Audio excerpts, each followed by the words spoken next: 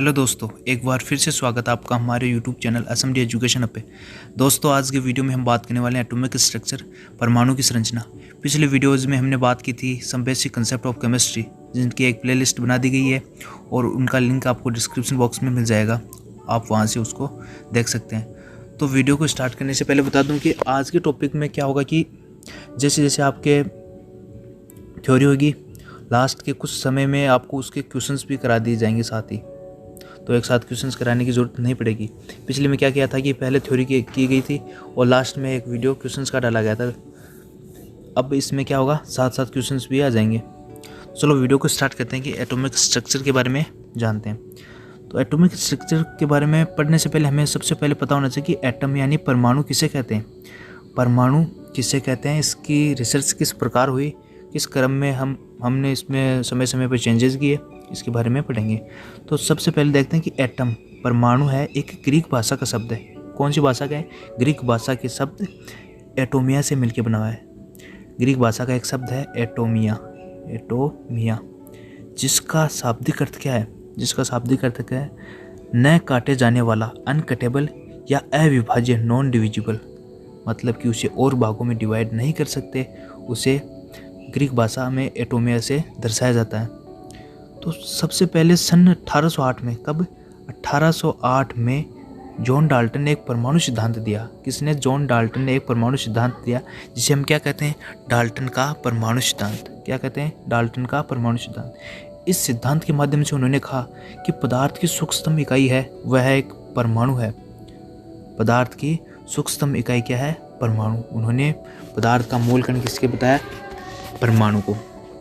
लेकिन बाद में क्या हुआ कि अलग अलग वैज्ञानिक आए, उन्होंने प्रयोग किए, उनमें जब उनके निष्कर्ष सामने आए तो उन्होंने बताया कि पदार्थ की सूक्ष्मतम इकाई या अविभाज्य कण परमाणु न होके उससे भी परमाणु को हम अलग और भागों में डिवाइड कर सकते हैं, उसे विभाजित कर सकते हैं, जैसे कि इलेक्ट्रॉन, प्रोटॉन, न्यूट्रॉन आदि में विभाजित कर सकते हैं। ये धारणा क्या हुई? डाल्टन से बिल्कुल अलग थी। इन परमाणु के छोटे कणों को क्या बताया गया? अवपरमाणुक कण।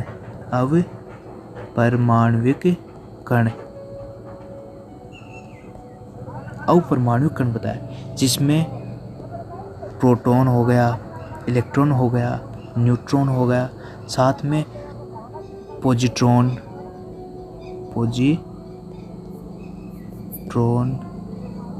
न्यूट्रिनो, मेसॉन जैसे कई और अवपरमाणु कण मिले। एक है एंटी प्रोटॉन, इनकी खोज हुई। लेकिन हम इस टॉपिक में किन के बारे में पढ़ेंगे? हमारे टॉपिक में क्या है? प्रोटॉन, न्यूट्रॉन और इलेक्ट्रॉन, इनके बारे में पढ़ेंगे। तो सबसे पहले तो इसकी परिभाषा क्या हुई? परमाणु की परिभाषा देखते हैं कि पदार्थ का वह सूक्ष्मतम कण जिसे 3 भागों में ज़्यादा है, लेकिन हम इस टॉपिक के अकॉर्डिंग बताते हैं कि उन्हें 3 भागों में इलेक्ट्रॉन, प्रोटॉन और न्यूट्रॉन में विभाजित किया जा सके, जिसका कोई स्वतंत्र अस्तित्व न होता।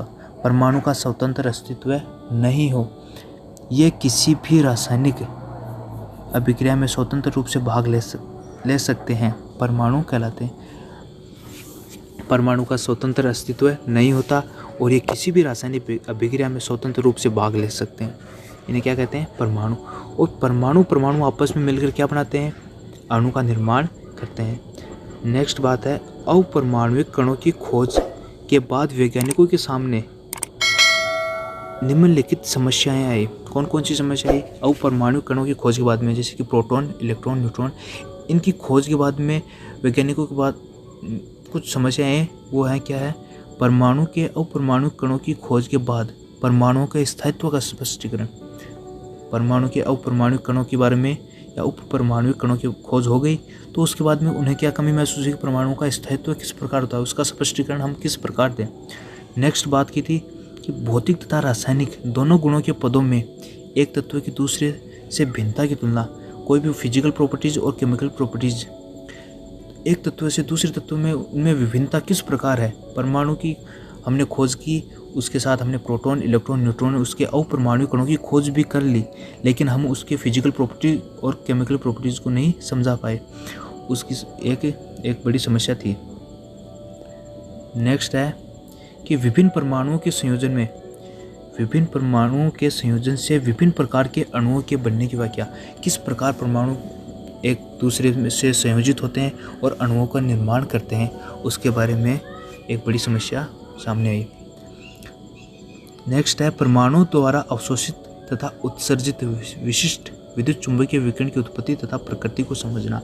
परमाणु द्वारा अवशोषित तथा उत्सर्जित विशिष्ट चुंबकीय विकिरण एक विशेष प्रकार के विद्युत चुंबकीय विकिरण, इनमें जो उसकी उत्पत्ति होती है तथा उसकी प्रकृति को समझा पाना भी मुश्किल हुआ।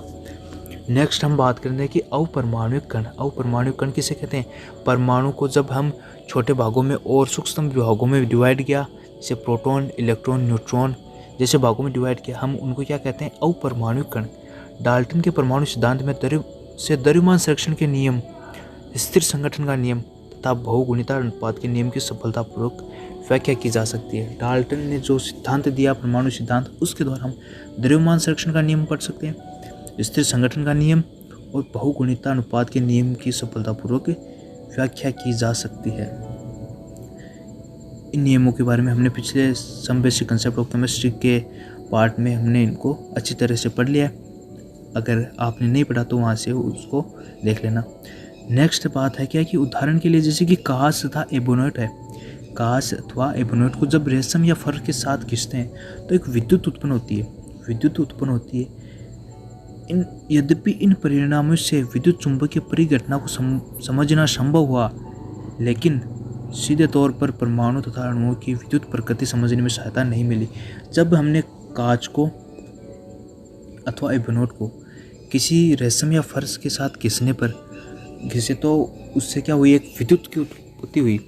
इस विद्युत की उत्पत्ति से इनके परिणामों से हमने क्या समझा कि विद्युत चुंबकीय परिघटना को समझना तो आसान हुआ, लेकिन परमाणु तथा अणुओं की विद्युत प्रकृति को समझने में सहायता हमें नहीं मिली। नेक्स्ट है 20वीं सदी में विभिन्न प्रकार के अपरमाणु कणों की खोज हुई। पीछे हमने बताया था कि कौन कौन से अपरमाणु कणों की खोज हुई। Proton, electron, neutron, positron, neutrino, meson, antiproton जैसे कई प्रकार के अपरमाणु कणों की खोज हुई। नेक्स्ट हम बात करते हैं कि इलेक्ट्रॉन के बारे में पढ़ेंगे, फिर प्रोटॉन के और नेक्स्ट न्यूट्रॉन के बारे में। इलेक्ट्रॉन सन 1830 में माइकल फैराडे ने दर्शाया कि यदि किसी विलयन में विद्युत प्रवाहित की जाती है, कोई भी सॉल्यूशन है, कोई भी विलयन है, उसमें हम विद्युत प्रवाहित करते हैं तो इलेक्ट्रोडों पर रासायनिक अभिक्रिया होती है। उसके इलेक्ट्रोडों पर क्या होती है, रासायनिक अभिक्रिया, जिनके परिणाम स्वरूप इलेक्ट्रोडों पर पदार्थ का विसर्जन और निक्षेपण होता है। सन 1830 में माइकल फैराडे ने प्रयोग किया। इसने माइकल फैराडे ने प्रयोग किया कि कोई सॉल्यूशन लिया उसने, उसमें क्या किया, 2 इलेक्ट्रोड लगाए, कैथोड और एनोड। तो उसमें देखा कि जब उसमें धारा प्रवाहित की जाती है, विद्युत प्रवाहित की जाती है, तब इलेक्ट्रोडों पर रासायनिक अभिक्रियाएं संपन्न होती हैं, जिसके परिणाम स्वरूप इलेक्ट्रोडों पर पदार्थों का विसर्जन, एक इलेक्ट्रोड पर विसर्जन, दूसरे पर निक्षेपण, विसर्जन, निक्षेपण, इस प्रकार से देखा। नेक्स्ट बात है कि इलेक्ट्रॉन एक ऋणावेशित कण है। इलेक्ट्रॉन पर चार्ज कैसा होता है, ऋणावेशित, जिसकी खोज वैज्ञानिक जे थॉमसन ने 1897 में की। यहाँ से एक मोस्ट इम्पोर्टेंट क्वेश्चन है जो अधिकांश कंपटीशन एग्जाम में पूछा जाता है कि इलेक्ट्रॉन की खोज किसने की और कब की। इस पे क्वेश्चन आता है जे थॉमसन ने की और 1897 में की। एक आते हैं इलेक्ट्रॉन से पहले जैसे कि कैथोड किरणों की खोज विलियम क्रूक्स तथा जे थॉमसन ने विसर्जन नलिका का उपयोग करके की। विलियम क्रूक्स तथा जे थॉमसन ने विसर्जन नलिका का उपयोग करके, विसर्जन नलिका क्या होती है, कांच की नलिका होती है जिसमें इलेक्ट्रोड लगाए जाते हैं, और उससे प्रयोग किए तो पता चला कि जो कणों का स्थानांतरण होता है, धारा प्रवाहित करने पर कणों का स्थानांतरण होता है, तो उस नलिका को क्या कहा, विसर्जन नलिका। तो उस क्या हुआ कि कैथोड किरणों की खोज किसने की? विलियम क्रूक्स तथा जे थॉमसन ने विसर्जन नलिका का उपयोग करके की। कैथोड किरण क्या होती है? जब विसर्जन नलिका के इलेक्ट्रोडों पर उच्च वोल्टता लागू की गई तो नलिका में कणों की धारा के द्वारा ऋणात्मक इलेक्ट्रोड कैथोड, ऋणात्मक इलेक्ट्रोड कौन सा हुआ? कैथोड, तथा धनात्मक इलेक्ट्रोड एनोड। जब विसर्जन नलिका के इलेक्ट्रोडों पर उच्च वोल्टता लागू की गई तो नलिका में कणों की धारा के द्वारा ऋणात्मक इलेक्ट्रोड कैथोड से धनात्मक इलेक्ट्रोड एनोड की तरफ विद्युत का प्रवाह आरंभ हो गया। इनको कैथोड किरण अथवा कैथोड किरण कण कहा। धारा का प्रवाह किस तरफ हुआ? विद्युत धारा का प्रवाह या कणों के द्वारा धारा का प्रवाह किस प्रकार हुआ? कैथोड से किधर हुआ? एनोड की तरफ। कैथोड से एनोड की तरफ कणों का प्रवाह हुआ, इसलिए कैथोड से किरण गई तो इन्होंने क्या कहा? इनको कैथोड किरण या अथवा कैथोड किरण कण कहा। नेक्स्ट बात करते हैं इलेक्ट्रॉन पर आवेश का निर्धारण मिलिकेन द्वारा। एक वैज्ञानिक हुए मिलिकेन, उन्होंने एक प्रयोग किया मिलिकेन का तेल बूंदक विधि। मिलिकेन का तेल बूंदक विधि से हम ज्ञात कर सकते हैं इलेक्ट्रॉन का परिणाम पता है कि ऋणात्मक होता है। अब याद रखने की बातें क्या है? एक तो इलेक्ट्रॉन पर आवेश याद रखो। इलेक्ट्रॉन पर आवेश कितना था? 1.602 गुणा 10 की घात -19 कूलाम। ये किस में होता है? नेगेटिव में। अब इसको आप ज़्यादा नहीं याद करके इतना कर लो 1.6 गुणा 10 की घात -19, इससे आपके क्वेश्चन सॉल्व हो जाएंगे। ठीक है। दूसरा है इलेक्ट्रॉन का द्रव्यमान, उसका मान होता है 9.1 गुणा 10 की घात -31 किलोग्राम, या इसे 0 AMU। ठीक है। और अगर इसको हमें जैसे कि 9.1 गुणा 10 की घात -31 kg है, कभी कभी क्वेश्चनों में हमें इसे ग्राम में चेंज करना पड़ेगा, तब कितना हो जाएगा? 9.1 गुणा 10 की घात -28 ग्राम। ठीक। नेक्स्ट बात करते हैं हम प्रोटॉन के बारे में। प्रोटॉन क्या है कि परिवर्तित कैथोड किरण नलिका में किए गए विद्युत विसर्जन से धनावेशित कणों की खोज हुई, जिन्हें केनाल किरणें भी कहा जाता है। प्रोटॉन को क्या कहा जाता है? केनाल किरणें। जब जो विसर्जन नलिका थी उसको में हमने कुछ चेंज किए और तब विद्युत विसर्जन से धनावेशित कणों की खोज हुई, जिसे हम केनाल किरणें या प्रोटॉन कहते हैं। नेक्स्ट बात करते हैं प्रोटॉन है एक धनावेशित कण। क्या है? धनावेशित कण। प्रोटॉन की खोज 1919 में गोल्डस्टीन ने की। यह भी एक इम्पोर्टेंट क्वेश्चन है, कब प्रोटॉन की खोज कब और किसने की? 1919 में गोल्डस्टीन ने की। 1919 में किसने की? गोल्डस्टीन ने। नेक्स्ट है प्रोटॉन पर आवेश। प्रोटॉन पर आवेश कितना है? 1.6 × 10⁻⁻19 कूलाम आवेश है। प्रोटॉन का आवेश हो गया पॉजिटिव और इलेक्ट्रॉन का आवेश कितना होगा? 1.6 गुणा 10 की घात -19। संख्यात्मक मान प्रोटॉन और इलेक्ट्रॉन के आवेश का संख्यात्मक मान समान है, लेकिन उसका जो प्रकृति है आवेश की वो क्या है? प्रोटॉन की है धनात्मक और इलेक्ट्रॉन क्या है? ऋणात्मक। इसी कारण से एक उदासीन परमाणु में धनावेश और ऋणावेश की संख्या समान होने के कारण वो क्या होता है? उदासीन होता है। नेक्स्ट है प्रोटॉन का द्रव्यमान 1.6 गुणा 10 की घात -27 kg। ठीक है, ये क्या हो गया? प्रोटॉन का द्रव्यमान। नेक्स्ट बात करते हैं न्यूट्रॉन के बारे में। न्यूट्रॉन की खोज जेम्स चैडविक ने 1932 में की। जेम्स चैडविक ने 1932 में की। न्यूट्रॉन पर आवेश 0, मतलब कि यह एक उदासीन कण है। न्यूट्रॉन का द्रव्यमान कितना है? 1.6 गुणा 10 की घात -27 kg।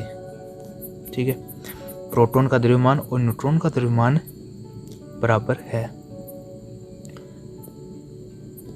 नेक्स्ट बात करते हैं, एक न्यूक्लियन होता है। न्यूक्लियन टर्म आएगी जैसे कि ये कोई परमाणु है, ये कोई परमाणु है, इसमें नाभिक ये है। नाभिक में तो क्या होंगे? नाभिक में यहाँ पे होंगे प्रोटॉन प्लस न्यूट्रॉन, और बाहरी कक्षाओं में क्या होंगे? इलेक्ट्रॉन। बाहरी कक्षाओं में क्या होंगे? इलेक्ट्रॉन। तो नाभिक को सम्मिलित रूप से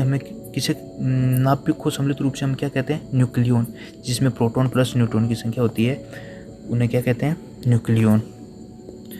अब नेक्स्ट बात करते हैं हम प्रोटॉन, इलेक्ट्रॉन और न्यूट्रॉन हो गया। अब इसके क्वेश्चंस के बारे में देखते हैं। क्वेश्चंस क्या है, पहला क्या है, एक उदासीन परमाणु क्रमांक एक से ज़्यादा बना होता है, किससे होता है, केवल प्रोटॉन से। सेकेंड है प्रोटॉन और न्यूट्रॉन से, proton plus electron, proton neutron और इलेक्ट्रॉन। जब भी हमें कोई उदासीन परमाणु दे तो उसमें हम प्रोटॉन, इलेक्ट्रॉन और न्यूट्रॉन तीनों प्रकार के अपरमाणु कण पाए जाएंगे। तो इसका आंसर क्या हो गया, डी। जैसे कि अब ये आ गया कि प्रोटॉन केवल प्रोटॉन हो जाएगा, तो उदासीन परमाणु नहीं हुआ, वो प्रोटॉन पॉजिटिव चार्ज हो गया, उस पर धनायन हो गया। प्रोटॉन प्लस न्यूट्रॉन हो गया तो भी उस पर क्या हो गया, पॉजिटिव चार्ज। और प्रोटॉन न्यूट्रॉन प्लस इलेक्ट्रॉन हो गया तो इस पर क्या हो गया, नेगेटिव चार्ज। लेकिन क्वेश्चन में क्या बताया, उदासीन परमाणु में प्रोटॉन और इलेक्ट्रॉन अपने आवेश को उदासीन कर देते हैं। तो इस प्रकार उदासीन परमाणु में किससे मिलकर बना होता है, proton plus neutron plus electron से मिलकर बना होता है। नेक्स्ट बात करते हैं परमाणु का नाभिक बना होता है। परमाणु का नाभिक किससे मिलकर बना होता है, परमाणु के नाभिक को हमने क्या बताया था, न्यूक्लियन, जो प्रोटॉन प्लस न्यूट्रॉन से मिलकर बना होता है। 20 का आंसर हो जाएगा। नेक्स्ट बात करते हैं इलेक्ट्रॉन है। इलेक्ट्रॉन क्या है, एक बीटा कण है। इलेक्ट्रॉन क्या है, एक बीटा कण। नेक्स्ट बात करते हैं इलेक्ट्रॉन की खोज किसने की, जेम्स चैडविक ने तो किसकी थी, न्यूट्रॉन की। विलियम क्रूक्स ने किसकी थी, कैथोड किरण की। जे थॉमसन ने किसकी थी, इलेक्ट्रॉन की। और गोल्डस्टीन ने किसकी की थी, प्रोटॉन की। तो इसका आंसर कितना हो गया, जे थॉमसन। नेक्स्ट बात करते हैं मूलभूत कण है। मूलभूत कण, पहला ऑप्शन दे रखा है कि यौगिक में उपस्थित तत्व में उपस्थित परमाणु, एक अपरमाणु कण या परमाणु का प्रभाज। तत्व क्या होते हैं, यौगिक में उपस्थित तत्व है, परमाणु की सूक्ष्मतम इकाई या मूलभूत कण नहीं होती, न परमाणु होता है। एक उपपरमाणुय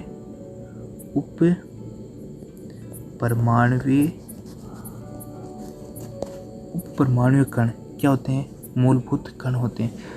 ठीक है, नेक्स्ट बात करते हैं क्वेश्चन के बारे में कि E/m के अनुपात का निर्धारण निम्न ने किया, जे थॉमसन, डोल्टन, चैडविक या गोल्डस्टीन ने। E/m का अनुपात का मतलब है आवेश बटा द्रव्यमान। आवेश बटा द्रव्यमान, इस प्रकार का संबंध किस वैज्ञानिक ने दिया था, जे थॉमसन ने। ठीक है, नेक्स्ट बात करते हैं, जैसे ये क्वेश्चन है कि 1 ग्राम भार में इलेक्ट्रॉनों की संख्या याद कीजिए। 1 ग्राम भार में इलेक्ट्रॉनों की संख्या, सबसे पहले हमें क्या पता है कि एक इलेक्ट्रॉन का द्रव्यमान कितना होता है, 9.1 गुणा 10 की घात माइनस 31 किलोग्राम होता है। इसे ग्राम में करेंगे तो 10 की घात कितनी हो जाएगी, -28। ठीक है, अब हम इस प्रकार कह सकते हैं कि 9.1 गुणा 10 की घात -28 ग्राम में एक इलेक्ट्रॉन है।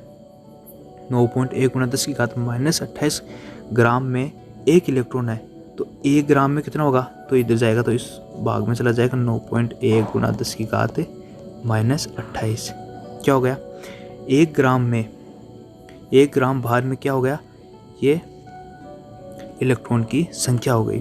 तो हमारा इस सोल्व करेंगे तो आंसर कितना आ जाएगा, ये आंसर आ जाएगा। नेक्स्ट क्वेश्चन है,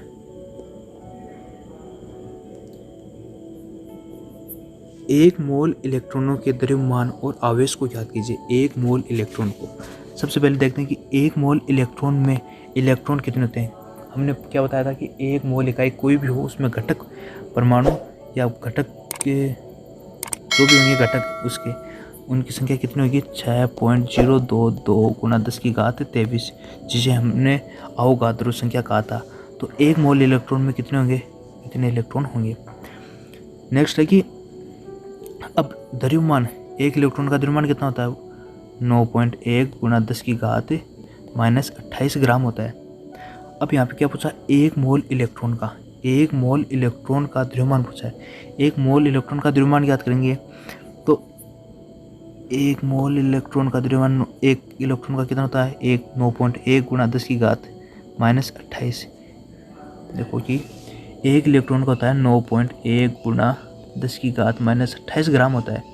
1 मोल में उपस्थित इलेक्ट्रॉनों का द्रव्यमान, 1 मोल में कितने इलेक्ट्रॉन है 6.022 गुणा 10 की घात 23। ये किसका आ जाएगा, इसको सोल्व करेंगे तो 1 मोल इलेक्ट्रॉन का द्रव्यमान से सोल्व करेंगे तो 5.48 गुणा 10 की घात -4 ग्राम हो जाएगा। नेक्स्ट बात करते हैं हम 1 इलेक्ट्रॉन का आवेश। 1 इलेक्ट्रॉन का आवेश कितना होता है 1.6 गुणा 10 की घात -19 कूलाम आवेश होता है। तो 1 इलेक्ट्रॉन का आवेश कितना होगा, 1 इलेक्ट्रॉन का आवेश ये दे रखा है तो 1 मोल इलेक्ट्रॉन का, 1 मोल में कितने इलेक्ट्रॉन है वही संख्या 6.022 गुणा 10 की घात 23। ये उसका 1 मोल इलेक्ट्रॉन में इलेक्ट्रॉनों की संख्या हो गई। अब इसको क्या करेंगे, अब इसको गुणा कर देंगे 1.6 गुणा 10 की घात -19 कूलाम को अगर हम 6.022 गुणा 10 की घात 23 से गुणा कर देंगे तो क्या हो जाएगा 1 मोल इलेक्ट्रॉनों का आवेश क्या हो जाएगा जिसका मान कितना होगा 9.65 गुणा 10 की घात 4। ठीक है, नेक्स्ट क्वेश्चन के बारे में बात करते हैं कि क्वेश्चन है कि मीथेन के 1 मोल में उपस्थित इलेक्ट्रॉनों की संख्या ज्ञात कीजिए। मीथेन के 1 मोल में अणुओं की संख्या कितनी होगी, 1 मोल में अणुओं की संख्या कोई भी पदार्थ हो उसके 1 मोल में अणुओं की संख्या घटकों की संख्या अवोगाद्रो संख्या के बराबर होती है तो उसकी क्या होगी 6.022 गुणा 10 की घात 23। ये हो गया। अब देखते हैं कि मेथेन दे रखा है कि मेथेन CH4 में 1 अणु में कितने इलेक्ट्रॉन होते हैं, कार्बन पे कितने होते हैं 6, हाइड्रोजन पर 1 में होता है 1 तो 4 में कितना होगा 4 बराबर कितना होगा 10 होगा। अब नेक्स्ट बात करते हैं कि CH4 के 1 मोल में अर्थात अवोगाद्रो संख्या मतलब कि 6.022 गुणा 10 की घात 23 परमाणु में उपस्थित इलेक्ट्रॉन की संख्या कितनी होगी, हम 1 में 10 हैं तो इतने घटकों में कितनी होगी तो इससे गुणा कर देंगे तो कितना आंसर आ जाएगा 6.022 गुणा 10 की घात 24। इसका आंसर। को आज का वीडियो कैसा लगा, अगर अच्छा लगा तो इसे लाइक कीजिए और अपने दोस्तों के साथ शेयर कीजिए और आपने अभी तक हमारे चैनल को सब्सक्राइब नहीं किया है तो सब्सक्राइब कीजिए और बेल आइकन को प्रेस करें ताकि आपको आने वाले वीडियो के बारे में सबसे पहले जानकारी मिल सके। Thank you so much.